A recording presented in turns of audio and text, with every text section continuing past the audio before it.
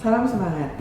Saya Yohana Agustina, mahasiswa RPL Magister Manajemen Universitas Hayam Group Perbanas, ya, akan menyajikan PPT yang berjudul Pengaruh Risiko Kredit dan Efisiensi terhadap Profitabilitas dengan Gender Direksi sebagai Variabel Moderasi. Akan tetapi sebelumnya saya mengucapkan terima kasih kepada Tuhan dan juga kepada Bapak Lutfi, kepada Bapak Basuki, kepada Bapak Didi dan Ibu Anggraini yang sudah memberikan mata kuliah Medpen sehingga PPT ini bisa terlaksana dengan baik.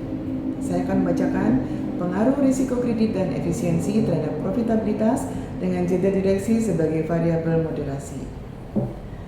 Outline daripada penelitian ini ada 3. 1. Pendahuluan yang berisi bagian ini akan membahas terkait latar belakang, rumusan masalah, serta tujuan. Yang kedua tentang kerangka konseptual. Bagian ini akan membahas kerangka konseptual dari penelitian dan hipotesis dari penelitian ini. Yang ketiga tentang metode. Bagian ini akan membahas metode penelitian, data, dan analisa data. Tentang latar belakang. Bank Perkreditan Rakyat sekarang disebut Bank Perekonomian Rakyat atau disebut dengan BPR. Berperan penting dalam mendukung sektor UMKM. Fokus pada penghimpunan dana dan penyaluran kredit berbasis komunitas. Tantangannya adalah menjaga profitabilitas dan mengelola risiko kredit. Bapak, Ibu, Saudara semua, kita mengetahui bahwa di tahun 2024 ini sudah banyak BPR yang harus ditutup izinnya oleh OJK dan LPS. Ada belasan BPR.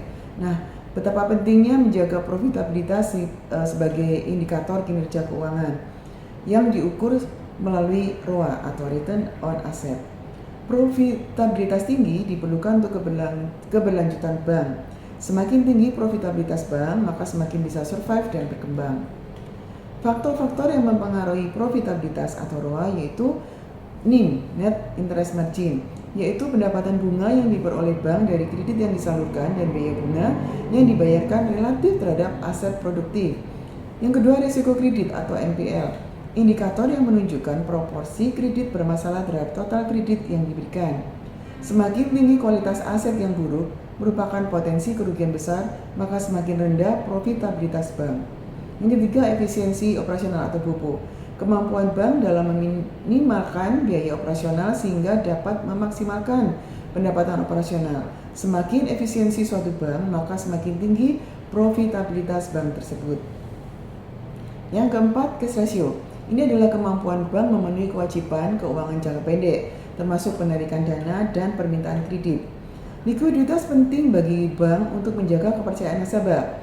Menurunnya kepercayaan tersebut berakibat dalam kelangsungan operasional bank. Yang kelima, LAR, Loan at Asset Ratio, efisiensi alokasi aset dalam bentuk kredit yang diberikan. Seberapa risiko kredit suatu bank dari total kredit yang diberikan akan mempengaruhi besar atau rendahnya profitabilitas suatu bank. Sedangkan faktor yang mempengaruhi ROA selain tersebut di atas adalah keberagaman gender dalam manajemen. Gender direksi berpotensi memoderasi pengaruh risiko kredit dan efisiensi terhadap profitabilitas. Penelitian sebelumnya menunjukkan keberagaman gender berdampak pada kinerja keberlanjutan bank atau perusahaan. Sekarang mengenai rumusan masalah, ada 8 rumusan masalah. Yang pertama, apakah NIM berpengaruh terhadap profitabilitas BPR? Yang kedua, apakah risiko kredit atau NPL berpengaruh terhadap profitabilitas BPR? Yang ketiga, apakah CR juga berpengaruh terhadap profitabilitas BPR? Yang keempat, apakah aset berpengaruh terhadap profitabilitas sebuah BPR? Yang kelima, apakah efisiensi BOPO berpengaruh terhadap profitabilitas BPR? Yang keenam, apakah LAR berpengaruh terhadap profitabilitas BPR? Yang ketujuh, apakah gender direksi memoderasi hubungan risiko kredit terhadap profitabilitas BPR? Yang kedelapan, apakah gender direksi memoderasi hubungan antara efisiensi terhadap profitabilitas BPR? Yang selanjutnya adalah tentang kerangka konseptual. Ada hipotesis 8 hipotesis sesuai dengan rumusan masalah. Hipotesis yang pertama itu NIM berpengaruh terhadap ROA. Hipotesis kedua, risiko kredit berpengaruh terhadap ROA. Hipotesis yang ketiga, CR atau cash ratio berpengaruh terhadap ROA. Hipotesis yang keempat, aset berpengaruh terhadap ROA. Hipotesis yang kelima, efisiensi atau BOPO berpengaruh terhadap ROA. Hipotesis yang keenam, LAR berpengaruh terhadap ROA. Hipotesis yang ketujuh, gender direksi memoderasi hubungan antara risiko kredit terhadap ROA. Hipotesis yang ke-8, gender direksi memoderasi hubungan antara efisiensi terhadap profitabilitas BPR. Model kerangka konseptualnya bisa dilihat di dalam PPT saya, di mana NIM, NPL, CR, aset, BOPO, dan LAR ini berpengaruh terhadap profitabilitas, sedangkan gender direksi berpengaruh terhadap NPL dan juga terhadap efisiensi, risiko kredit dan efisiensi. Selanjutnya tentang populasi, jenis data dan metode pengumpulan data. Tentang data yang digunakan, penelitian ini menggunakan data sekunder yang diambil dari OJK, dalam hal ini OJK Wilayah Malang. Metode pengumpulan datanya, dokumentasi, yaitu mengumpulkan data dan menyusun data yang didapatkan dari OJK untuk keperluan penelitian ini. Populasi sendiri semua diambil dari semua BPR di wilayah Malang Raya. Jadi ada 24 BPR terdaftar pada pencarian publikasi di OJK tahun 2024. Teknik sampling yaitu purposive sampling, pemilihan sampel berdasarkan kriteria tertentu. Kriteria tertentu dalam sampling ini adalah aktif beroperasi selama periode penelitian, menerbitkan laporan keuangan tahunan secara lengkap di OJK periode 2019 sampai dengan 2023. Jadi populasinya saya ambil dari BPR se-Malang Raya. Ada 24, tetapi yang memenuhi sampling yaitu ada 23 karena yang lengkap adalah 23. Analisa data. 1. Deskriptif. Analisa deskriptif digunakan untuk memberikan gambaran umum terkait variabel yang diteliti. Yang kedua, regresi linear berganda bertujuan untuk mengetahui arah dan seberapa besar pengaruh variabel independen terhadap variabel dependen. Yang ketiga, uji hipotesis. Uji hipotesis dilakukan untuk mengetahui apakah variabel independen dan variabel moderasi dalam penelitian ini berpengaruh signifikan terhadap profitabilitas se-Malang Raya.